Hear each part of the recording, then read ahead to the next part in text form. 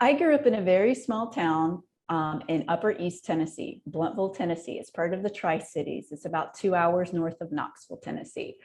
And I grew up with awareness of creating and music, not necessarily the visual arts. My mom was the church pianist. So I've been singing since I was a young kid. And I've always joked if the artist thing didn't work out, maybe country music was the place for me, but probably not. I also grew up in that small town surrounded by a huge family.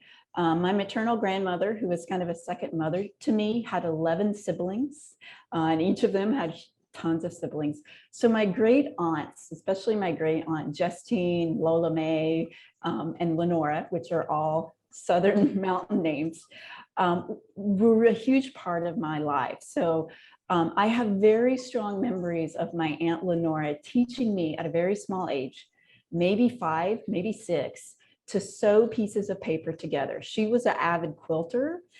She also made her own jewelry with beads. And so my earliest memories of creating was that type of creation, more of a utilitarian creation of being around these women who would take old clothes and cut them up and make these beautiful patchwork quilts. Or if a necklace would break, they would restring it into a new design.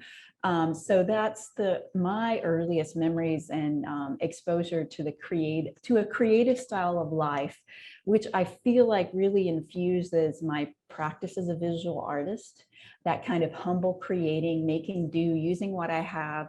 And in the same way my grandmother and great aunts would do these tiny little stitches, I've always done tiny, laborious sort of creative work.